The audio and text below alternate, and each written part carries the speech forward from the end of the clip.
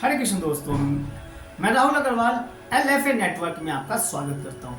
यहाँ बात ना तो आंकड़ों की होगी और ना ही लॉजिक की होगी। यहाँ बात होगी तो केवल विश्वास की कि मैं कर सकता हूँ। अगर आपके अंदर भी ये विश्वास जाग गया कि मैं कर सकता हूँ तो आप दुनिया का कोई भी लक्ष्य प्राप्त कर सकते हैं।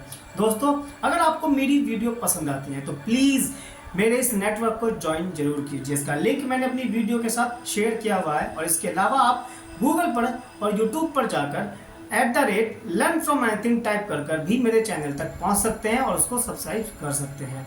और 1 मिनट भी नहीं लगेगा आपका। अगर मेरी वीडियो देखते हैं और आपको पसंद आती है तो प्लीज़ रिक्वेस्ट है आपसे कि आप इसको शेयर जरूर कीजिएगा अपने दोस्तों के साथ। एक आदमी भगवान का बहुत बड़ा भक्त था, दिन रात भगवान की पूजा करता, लेकिन उसको प्रॉब्लम्स थी, समस्या थी कि भगवान उसकी सुनता नहीं है। उसकी लाइफ में बहुत सारी प्रॉब्लम्स हैं लेकिन भगवान उनका कोई भी सॉल्यूशन नहीं करता है। वो प्रॉब्लम कम होने का नाम ही नहीं ले रही है, धीरे धीरे और बढ़ रही हैं या स्टेबल है। सबसे वो यही बात कहता कि मैं भगवान की इतनी पूजा करता हूँ फिर भी मेरी जो समस्याएं हैं वो कम नहीं हो रही है, भगवान मेरी सुन नहीं रहा है। लोग उसको समझाते हैं कि भाई जितनी भी ये प्रॉब्लम्स हैं, जो भी दुख है सुख है, वो सब अपने समय पर ही दूर होते हैं, अपने समय पर ही आते हैं, इसलिए भगवान को ना कोसा कर। लेकिन वो आदमी नहीं मानता। हर समय वो यही कहता कि मैं भगवान की इतनी पूजा करता हूँ फिर भी मेरे जो दुख हैं वो बिल्कुल भी कम नहीं हो रहे हैं। अब एक दिन होता गया है, वैसे ही वो बहुत परेशान होता है, हमेशा उसको कुछ लाइफ में कुछ ना कुछ प्रॉब्लम्स लगी होती हैं। लेकिन उस दिन उसकी नौकरी चली जाती है, उसका बॉस उसको नौकरी से निकाल देता है। वो रोता रोता अपने घर आता है, भगवान के सामने बैठता है और कहता है भगवान मुझे नहीं पता, हद हो गई, अब मेरी नौकरी भी चली गई, अब मैं अपने परिवार को कैसे पालूंगा। भगवान आज आपको मेरे सपने में आना ही पड़ेगा और मेरी जितनी भी समस्याएं हैं उनको सुनकर उनका समाधान आपको करना ही पड़ेगा। भगवान ठहरे, भक्त के कहते हैं कि भक्त की बात भगवान जरूर सुनते हैं।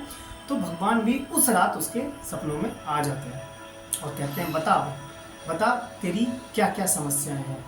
तो वो कहता है कि भगवान मैं आपकी इतनी पूजा करता हूँ फिर भी मेरी जो समस्या है आप उनका समाधान क्यों नहीं करते हैं। आज आपको मेरी सारी समस्याओं का समाधान करना ही पड़ेगा।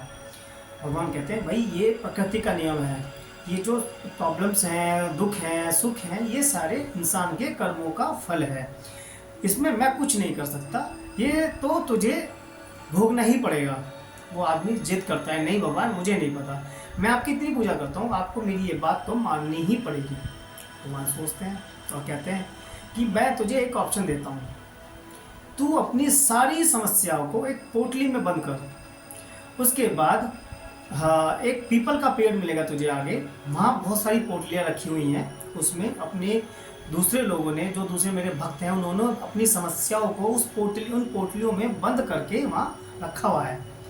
मैं तेरी समस्याओं तो दूर नहीं कर सकता लेकिन हाँ तू अपनी समस्याओं की पोटली उनमें से किसी एक पोटली के साथ बदल सकता है, जो तू चाहे, जिस पोटली को तू चाहे उस पोटली को तू ले सकता है।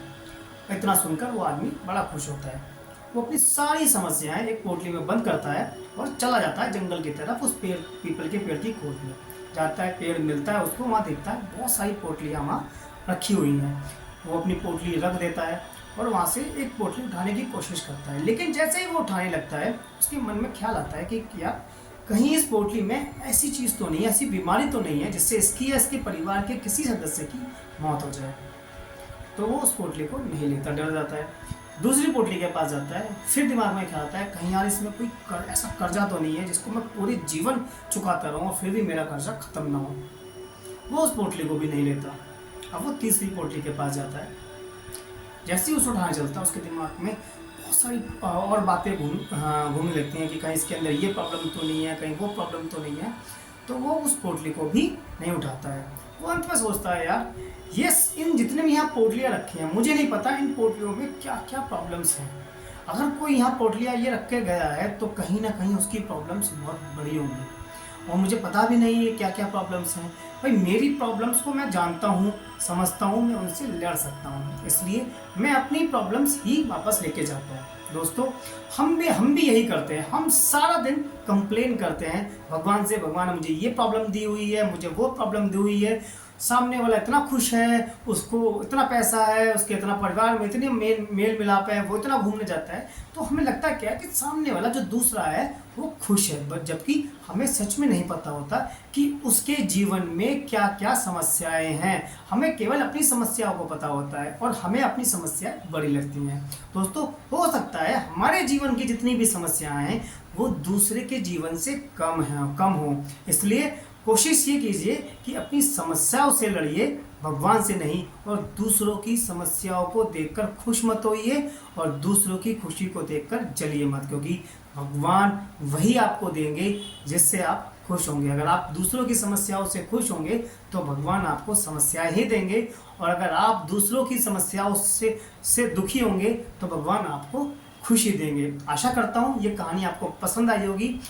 जैसे मैंने वीडियो के पहले में कहा था कि प्लीज़ अगर आपको ये पसंद आई है तो उसको शेयर जरूर कीजिए, मेरे चैनल को सब्सक्राइब जरूर कीजिए। मिलते हैं ऐसी ही वीडियो के साथ, तब तक के लिए हरे